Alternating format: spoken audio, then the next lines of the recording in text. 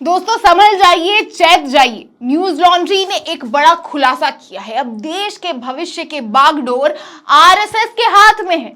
अब देश के लगभग 40% सैनिक स्कूलों का ठेका हिंदू संघ और हिंदू ऑर्गेनाइजेशन के हाथ में है। दोस्तों क्या है पूरा मामला, जानने के लिए आपको वीडियो के अंत तक हमारे साथ रहना होगा। और दोस्तों इस तरह के बड़े खुलासे हम आपको बता सके उसके लिए आपको हमारा साथ देना होगा। तो हमारे चैनल को सपोर्ट करें, हमारे चैनल को सब्सक्राइब करना बिल्कुल ना भूलें, क्योंकि अगर आपका साथ नहीं होगा तो हम ऐसी खबरें बेबाक होके बेखौफ होके आपको नहीं बता पाएंगे। बाकी वीडियो को अंत तक जरूर देखिएगा। नमस्कार, स्वागत है आपका देश नीति में।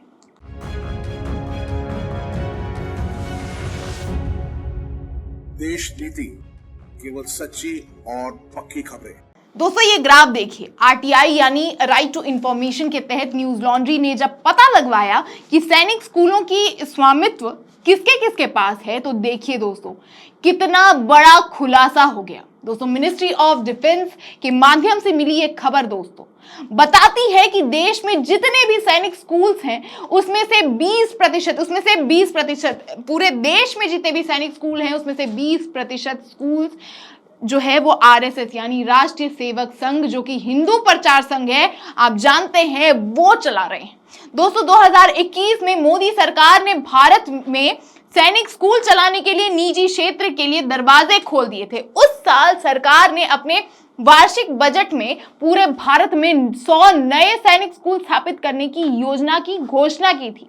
कोई भी स्कूल जो एसएसएस यानी स्कूल सपोर्ट स्कीम द्वारा निर्धारित बुनियादी ढांचा रखता है, यानी बुनियादी भूमि, physical and IT infrastructure, financial resources और कर्मचारी इत्यादि, उसको संभावित रूप से नए सैनिक स्कूलों के रूप में मंजूरी मिल सकती है।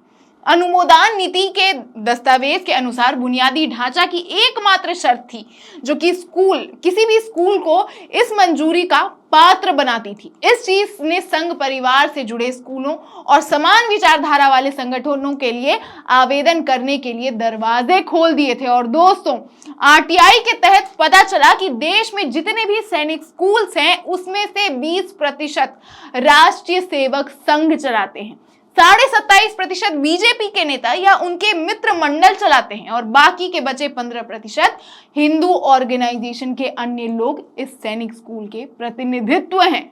मतलब दोस्तों ये सैनिक स्कूल के बच्चे अब राष्ट्र से ज्यादा धर्म के बारे में जानेंगे। बता दूं कि जहां एक तरफ आसाम और उत्तर प्रदेश से मदरसे को स्कूल में बदल दिया गया है, वहीं ऐसी भी खबरें आ रही है कि जहां से बच्चे सीधा सैनिक स्कूल में जाना ज्यादा प्रेफर करते हैं, वहां तैयारी करवाई जाती है, वहां के प्रतिनिधि जो हैं वो हिंदू संघ वाले हैं। एक तरफ मदरसे को ये नेता मंत्री ये बोल के बंद करवा देते हैं कि वहां से आतंकवादी बच्चे निकलते हैं, वहीं दूसरी तरफ ये आरएसएस वाले उनको ट्रेनिंग दे रहे हैं। दोस्तों जबकि 2 दिन पहले की ही खबर थी कि आरएसएस के किसी नेता के घर में 770 किलो विस्फोटक निकले थे। सोचिए दोस्तों कि चुनाव सर पर है और ऐसे में एक आरएसएस से जुड़े व्यक्ति के घर से 770 किलो विस्फोटक निकलना, वहां से मिलना, क्या बताता है। और दोस्तों मैं आपको ये भी बता दूं कि जब इतनी बात हो ही रही है तो आपको ये भी पता होना चाहिए कि आरएसएस अभी तक आजादी के बाद जो है 3 बार बैन हो चुका है, और जिसमें से कि एक बार तो इन्हें खुद वल्लभ भाई पटेल ने बैन किया था, जबकि वो खुद बीजेपी के राजनीति से काफी ताल्लुक रखते थे, वो खुद हिंदूवादी थे और उन्होंने आरएसएस को बैन कर दिया था। क्या कारण था कि वो खुद जब हिंदूवादी होने के बावजूद भी आरएसएस जैसे संस्था से कनेक्ट नहीं करते थे। बाकी दोस्तों सैनिक स्कूल की शिक्षा प्रणाली के इतिहास में ऐसा पहली बार ही हुआ है कि जब सरकार ने निजी खिलाड़ियों को स्कूल सपोर्ट स्कीम से संबंध होने के बावजूद पार्शियल फाइनेंशियल असिस्टेंस प्राप्त करने और अपनी शाखाएं चलाने को मंजूरी दी है। 12 अक्टूबर 2021 को प्रधानमंत्री नरेंद्र मोदी ने एक कैबिनेट बैठक का नेतृत्व किया था, जिसमें स्कूलों को एक विशेष वर्टिकल के रूप में चलाने के प्रस्ताव को मंजूरी दी गई थी, जो रक्षा मंत्रालय के मौजूदा सैनिक स्कूलों से अलग और विशिष्ट होगा। इस नीति के दस्तावेज के अनुसार सरकार एसएसएस के माध्यम से कक्षा 6 से लेकर कक्षा 12 तक मेरिट कम मीन्स यानी योग्यता व आर्थिक क्षमता के आधार पर कक्षा के 50% बच्चों तक जो लगभग 50 बच्चों तक के लिए 50% यानी प्रति वर्ष 40,000 रुपए तक की सीमा में की सालाना फीस का समर्थन प्रदान करती थी। इसका अर्थ है कि ऐसे स्कूल के लिए जहां 12वीं तक की शिक्षा मिलती है, एसएसएस प्रति वर्ष अधिकतम 1,20,00,000 रुपए के समर्थन की पेशकश करता था। यह छात्रों को पार्शियल फाइनेंशियल असिस्टेंस के रूप में दिया गया था। स्कूलों को दी जाने वाली अन्य सुविधाओं में 12वीं कक्षा में छात्रों के पढ़ाई में प्रदर्शन के आधार पर सालाना प्रशिक्षण अनुदान के रूप में 10 लाख रुपए की राशि दी जाती थी। लेकिन दोस्तों, सरकारी समर्थन और प्रोत्साहन के बावजूद भी न्यूज लॉन्ड्री के रिपोर्टर्स कलेक्टिव ने पाया कि उत्तर माध्यमिक कक्षाओं के लिए जो है वार्षिक शुल्क 13,800 रुपए प्रति वर्ष से लेकर 2,47,900 रुपए तक हो सकता है। और ये नए सैनिक स्कूलों के फीस के ढांचे में एक बड़ी असमानता का संकेत है। बता दूं दोस्तों कि सैनिक स्कूल खासकर आर्मी, एयरफोर्स और नेवी में जाने वाले बच्चों को तैयार करता है। ज्यादातर जो है आर्मी, एयरफोर्स और नेवी के बच्चे जो हैं 20% तक लगभग में वो सैनिक स्कूल से ही जाते हैं। और ऐसे स्कूल में आरएसएस के द्वारा अंदर जाना क्या मतलब समझाता है, आप समझ सकते हैं।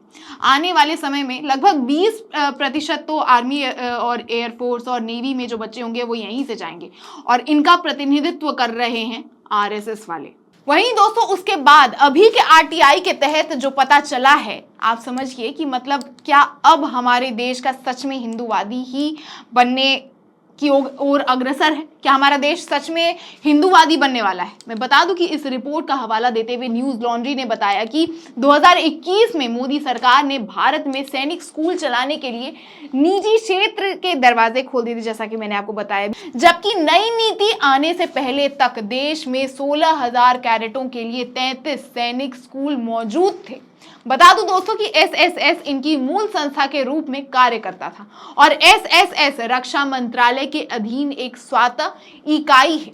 कई सरकारी रिपोर्ट रक्षा संस्थानों में कैडेटों को भेजने में सैनिक स्कूल के महत्व की ओर इशारा करती है। रक्षा संबंधी स्थायी समितियों के अक्सर राष्ट्रीय रक्षा एकेडमी यानी एनडीए और भारतीय नौसेना एकेडमी के लिए कैडेटों को तैयार करने में सैनिक स्कूलों की भूमिका पर जोर दिया गया है, जैसा कि मैंने आपको फिर से बताया भी था। और वहीं लगभग 20% जवान जो है सैनिक स्कूल से ही भारतीय सेना में जाते हैं। बाकी इस खबर सुन के आपको क्या लगता है, हमारा भविष्य किस ओर अग्रसर है? हमें कमेंट करके जरूर बताओ। देश नीति को सब्सक्राइब करें, फेसबुक और इंस्टाग्राम पे फॉलो करें, ज्यादा से ज्यादा वीडियो को शेयर करें ताकि हम आप तक ऐसी खबरें पहुंचाते रहें। हमें यूट्यूब पे थैंक्स ऑप्शन के माध्यम से सपोर्ट करें, चैनल से जुड़ें और ऐसी तमाम खबरों के लिए देश नीति को देखते रहें। मिलते हैं अगले वीडियो में, तब तक के लिए हंसते रहिए, मुस्कुराते रहिए। जय हिंद, जय भारत।